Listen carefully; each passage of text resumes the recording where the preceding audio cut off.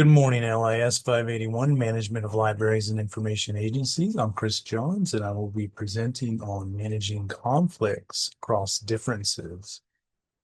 So, good morning, colleagues. I'd like to discuss a too often unsettling experience within our work culture, conflict. Specifically, I'd like to explore just how people navigate in a dynamic leadership role while in difficult collaborative settings. How do we approach the facilitation from a managerial mindset to collaborate with our colleagues who we might disagree with, dislike, or even distrust? It can be argued that modern conflicts often become polarized because people divide the world into friends and enemies, an approach called enemyfying. This black and white mindset, friends and enemies, creates separation, hostility, and an unwillingness to work with others. Or those who are different may hold a separate set of values and opinions, or you're just in plain disagreement with. In reality, most situations contain many shades of gray. So when we speak of collaborating with others, say on a group project, then we can assume that effective collaboration requires recognizing that we often have more potential partners than we initially assume. That is, the people we disagree with.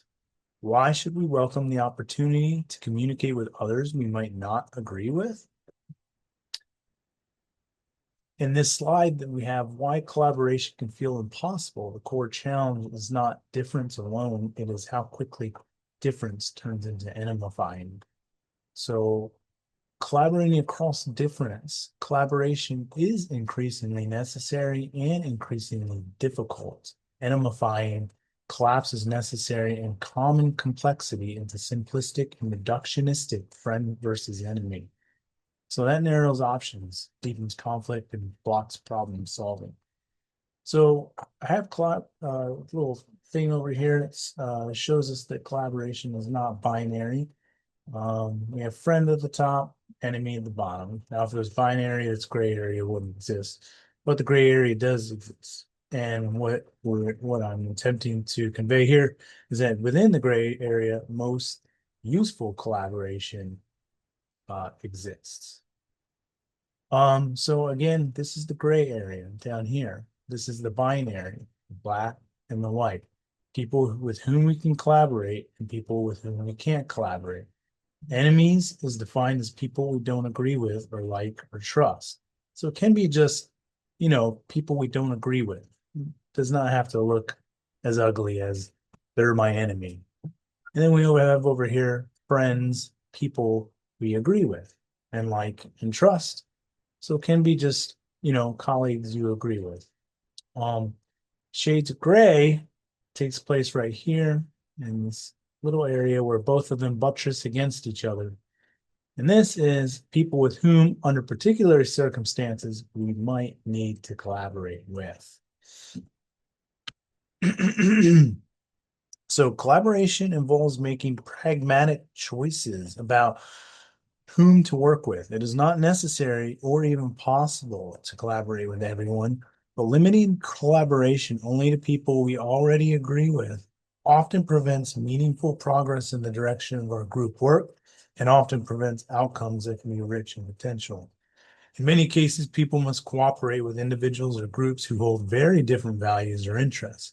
In fact, working across differences is not unusual. It is a part of everyday life in communities, workplaces, and political systems.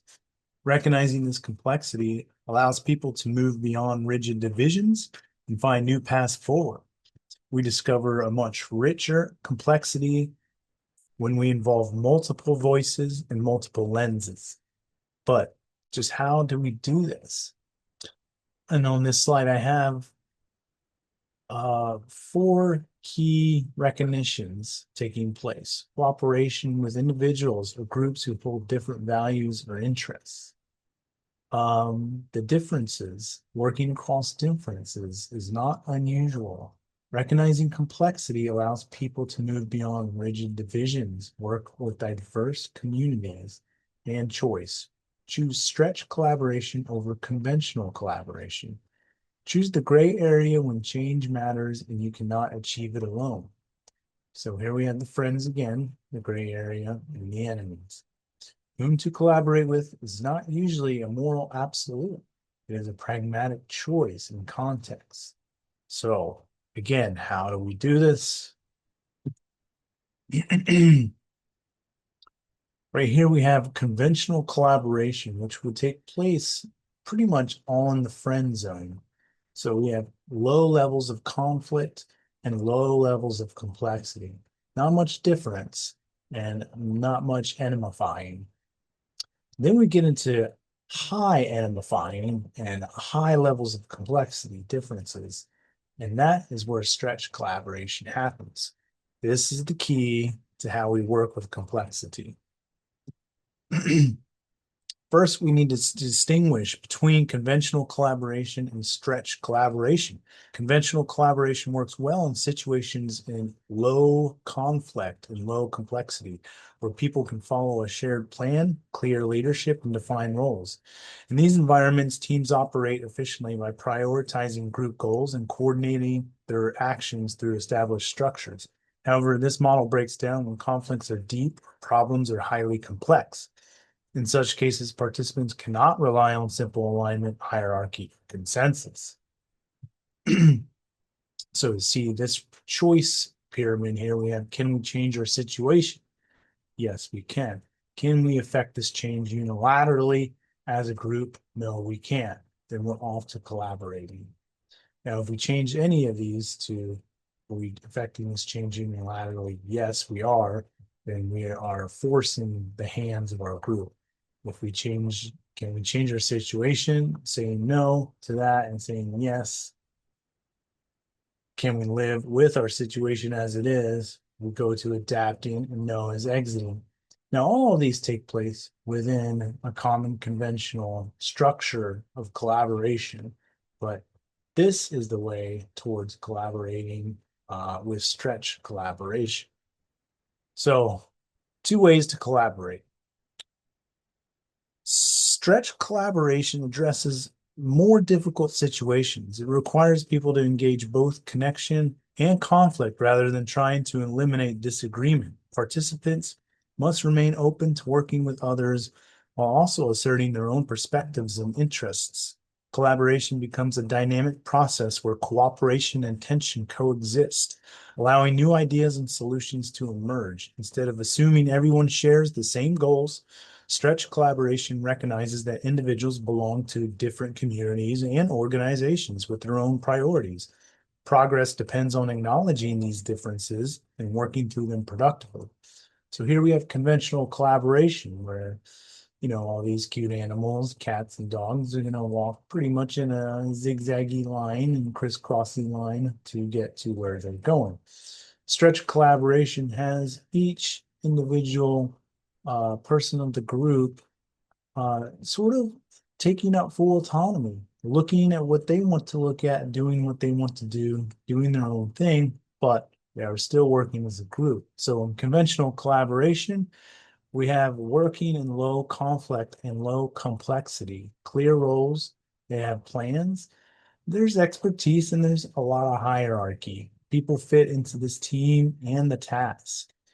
That that is a conventional collaboration. Stretch collaboration works in high conflict and complexity, distributing agency, experimentation, and adaptation. So people stay autonomous while still working together. So this is kind of what we were going towards. The point is not to choose one of these over the other. It's to match the mode to the context. So, each context might require something different. Another important dimension of collaboration involves personal responsibility. People often respond to difficult situations by blaming others and insisting that change must come from them. This mindset reinforces enemyfying and prevents progress. Real collaboration requires what's called stepping into the game. Rather than acting as spectators or directors of the situation, individuals must recognize themselves as participants who contribute to the current reality. By reflecting on their own actions, assumptions, and reactions shape the situation, they gain the ability to influence. So here we start out with personal responsibility, engaging with our collaborators without demanding harmony. Then we step into the game where we are not spectators anymore or directors, but players. And then we land on choice. We stop blaming from the sidelines and we change with our own contribution. So together, the stretches shift collaboration from harmony and control toward conflict, experimentation, and shared responsibility. Now remember, conflict is not in itself a bad thing. Effective complex collaboration works through three fundamental forces. And before we get to those forces, I'm going to show you another diagram box here. Where we're stretching into the game is this arrow coming out of the three-dimensional conventional collaboration box into a much bigger stretch collaboration box where we start engaging with ourselves and with our context and with our collaborators. Now, the stretch one would start the embracing the conflict and the connection. So the conflict is not bad if we embrace the conflict.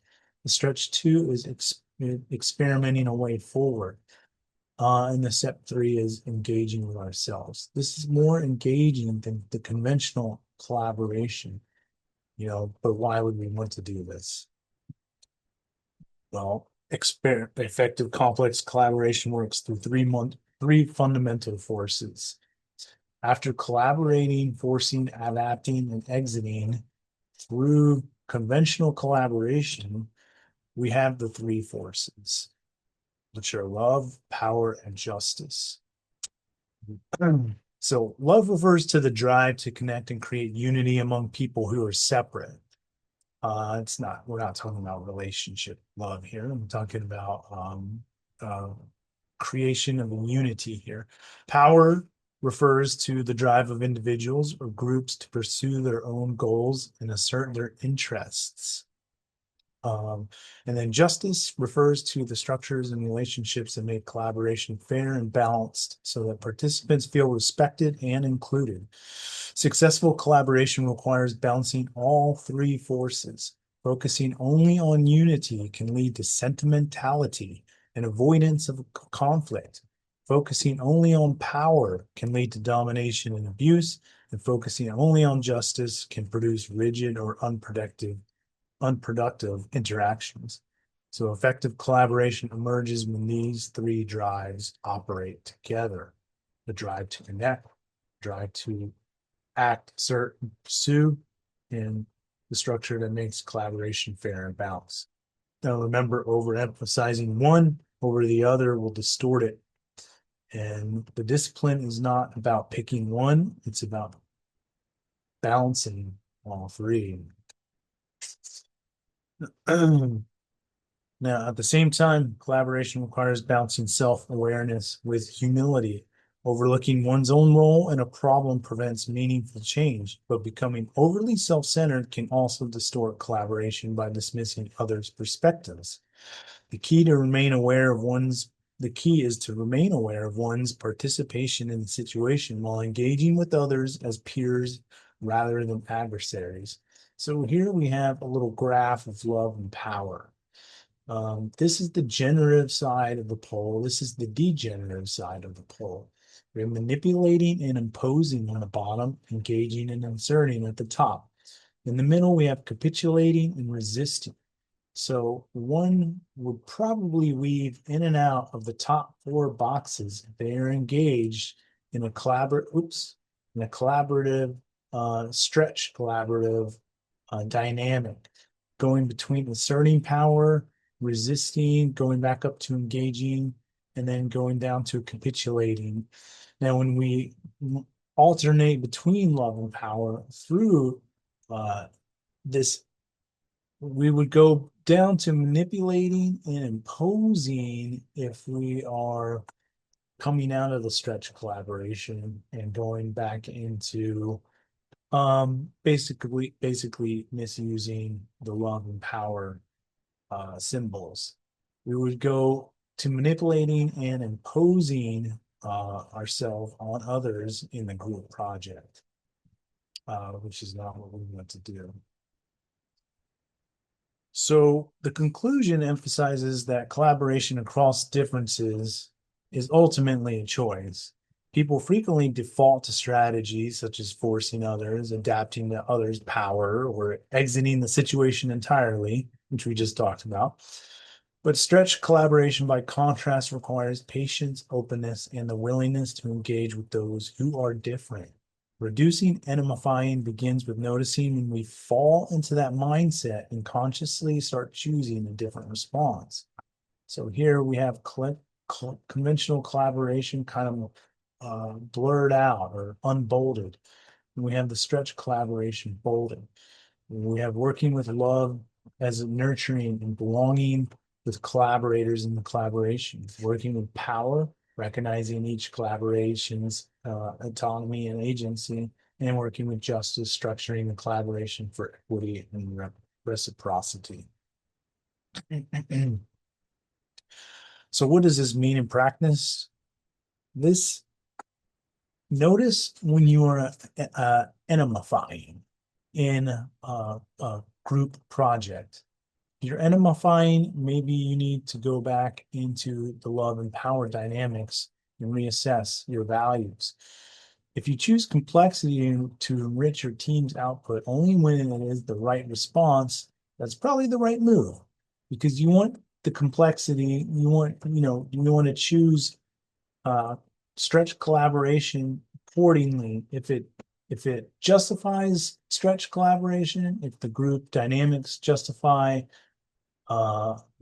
just a regular collaboration, you need to figure that out before you do it. The balancing the love, the power, and the justice, and matching the mode to the context, conventional or stretch. Figure out which kind of group collaboration you are in. Here is the pretty much stretch collaboration, because we're engaging with lots of different people. We have the person who's the note taker, the person who is always consumed with time, the timing of things. We have the people who love to calculate, the numbers cruncher people. We have the people who like to bring up the dangers or maybe the blind spots. We have the people who are the searchers and want to do the research. We have the people who love to refresh the group and reorient them in different directions. And we also have the person who's the ideas person, a great ideas person, and then we also have somebody who is mostly comes from an empathy viewpoint. So the final takeaway here is to abide within these group dynamics, stay with the tension long enough to work forward together. All right. I'd like to thank you for coming to this presentation.